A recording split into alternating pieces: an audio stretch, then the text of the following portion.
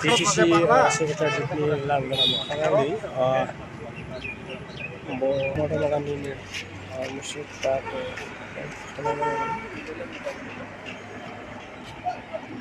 बे सिङावनो मोख्रा माथाम दङ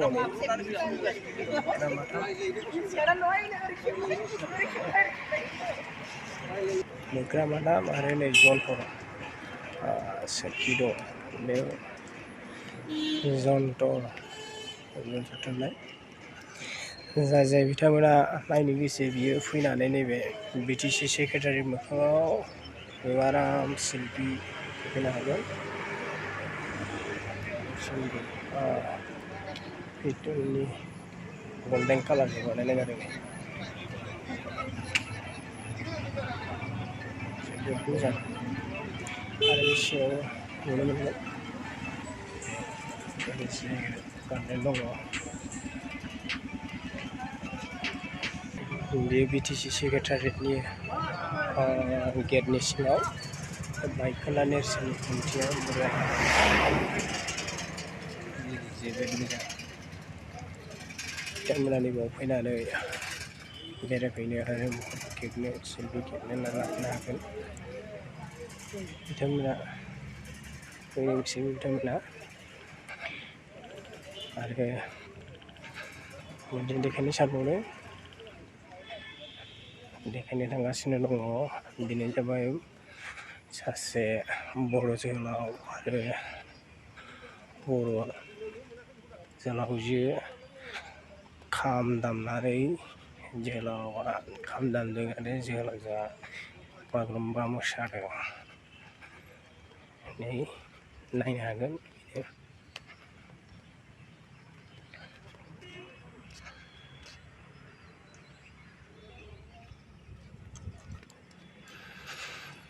आरो बैयाव नुहरबावगोन जोङो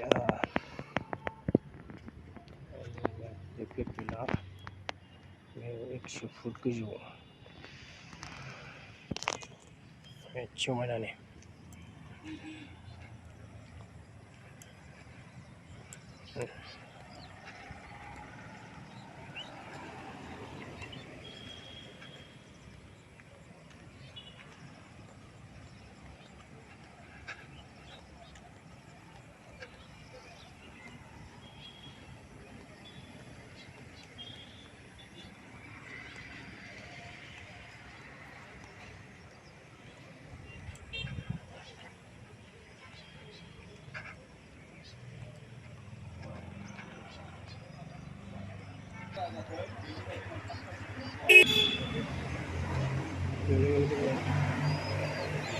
दिनै बेखेवनाय जाबाय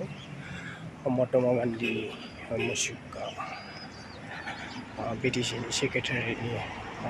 गेटनि लांगोनायाव वालाव दङ गुबुन गुबुन जाथिनि मोनसे हारिमुवारि दिन्थिनायनि मोनसे मोसालायनाय बेनो जाबाय बर' बागुरुम्बा मोसानाय एसामिस सान्तालि राजबंसि हाजं आरो बायदि बायदि बिदिनो रिसार्च दं।